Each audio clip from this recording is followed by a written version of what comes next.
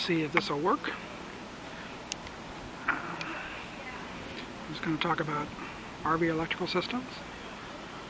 And we'll start with talking about 12 volt and 120 volt. The RV's got two electrical systems. The system that comes out of the batteries is running 12 volt direct current. Direct current's like static electricity, and it's what comes out of the batteries. And that runs most of your lights, your water pump when you're trying to run out of your tank. It runs electronics on a lot of your RV appliances, like your RV refrigerator electronics, all the little lights and the controls, the thermostats and the controls on the hot water heater. And believe it or not, even though the air conditioners need 120 volt, they need shore power, it runs the electronics on them because the thermostats are hooked up. And one of the big draws on top of lights, and this is lights, if you go into your basement storage, if you have basement storage, there'll be lights in there. There's a lot of lights. The big draw on top of lights is the furnace fan. And the furnace fan is normally a big draw, so if you've got a cold night, you can use a lot of power.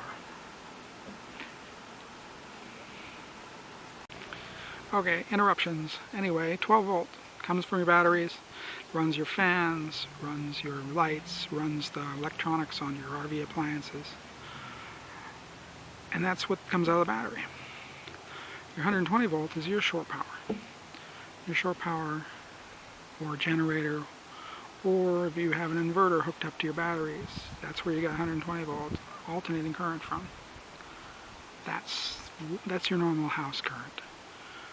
30 amp RV hookup is a 30 amp plug instead of a 15 or 20 amp plug that you normally plug in. That's how much power you have. A 50 amp plug is kind of nice because it's actually a 240 volt split, so it's got two legs, which if you add them together vertically become 240, but if you split them apart they're both 120, and so 50 amp circuit is actually 100 amps of total power. So 100 amps of 120 volt is 12,000 watts, while 30 amps of 120 volt is 3,600 watts, which is why 50 amp power is not 5/3 as much power, it's 10/3 as much power, so over 3 times as much power as 30 amp. But batteries also everything's written in amps. Amps are voltage times a 12 volt amp is much less than a 120 volt amp. So if you have 50 amps being drawn on 12 volt, that's 5 amps of 120 divided by 10. But it also means that you've got a battery. Your normal single battery gives you about 40 to 50 amp hours of usable power. It might say it's a 100 amp hour battery, but you can only go 50%. So if you have one battery, you only have 40 to 50 amp hours. Amp hours is number of amps times 1 hour. So if you have 40 amp hours of usable battery, and you have 10 amps of load, which is a few lights can be 10 amps of load, or it'll last 4 hours before it gets into trouble. Turn your furnace fans on and you start cycling the 25 and 30 amps of usage. It doesn't take a lot of furnace usage overnight to knock one battery out. So people put 2 batteries in. Don't run your furnace. 2 batteries will give you a little bit of power. Might give you a little extra to overnight. But that's what you got. But, so that's, in a nutshell, 12 volt comes from the batteries. That's mechanical, it's a chemical reaction. Batteries got a limited amount of storage, while shore power comes out of a generator or things, and it's alternating current. And that's a little more complicated, but it's because there's a circle going on.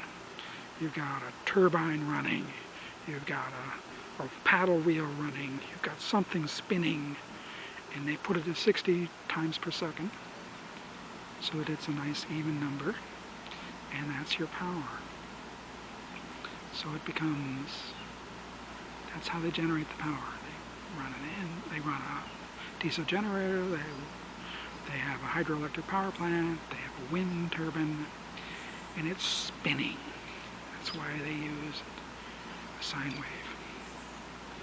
So those, in a nutshell, is power. Now let's talk about converting battery power. You want to have some 120 volt power out of batteries. You need to have an inverter. Inverter is an electronic device that converts battery power to 120 volt electric power. That's not that dividing by 10 is more complicated because you're going from direct current, which is where there's always a positive and negative. You can put two wires and attach them, and there's always a positive and negative, just like on a battery. But you don't have a positive and negative on the wall. You have two plugs, but they're flipping 60 times a second. They're rotating, and the power is going negative power, positive, negative power, going through a center. It's a very different problem. So inverters come in two different worlds. They come as pure sine wave inverter, which is putting out the kind of power that you get off of the wall.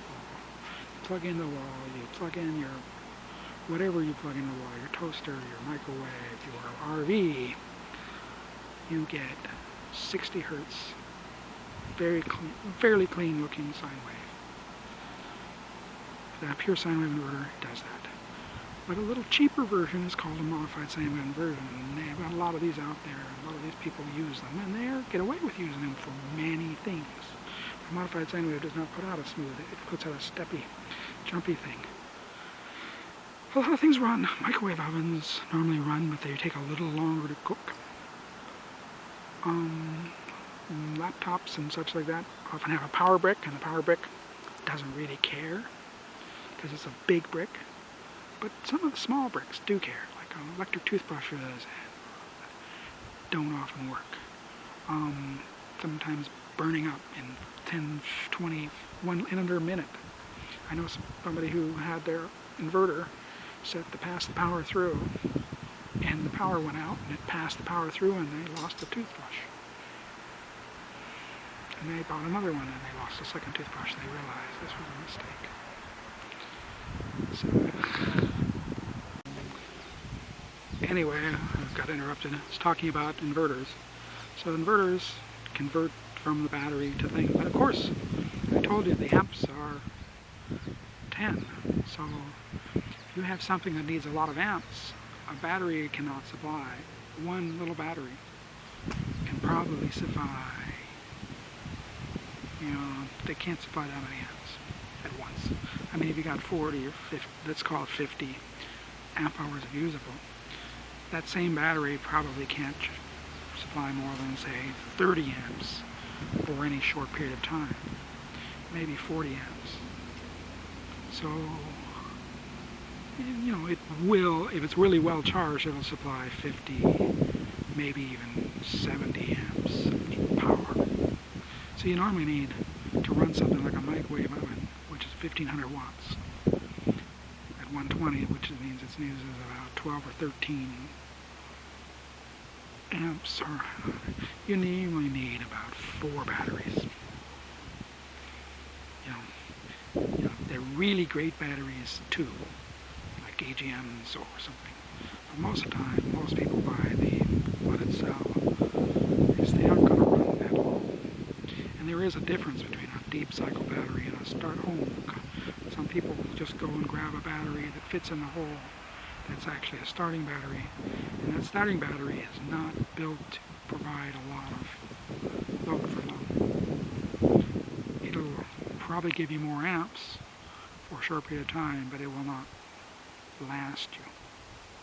A starting battery that'll fit into the same spot as a deep cycle, might give you the ability to pull 80 amps out of it at once, so you could have 2 starting batteries and get your microwave to run. But you only can use 30 amp hours per battery before you start getting into trouble. that's the way it is. Battery technology doesn't give you as much as you'd like. And when I say get in trouble, I mean the battery will keep running, but it'll now not, when you charge it back up again, it will be a little weaker. It won't last the 5 to 8 years a good battery will last when treated well.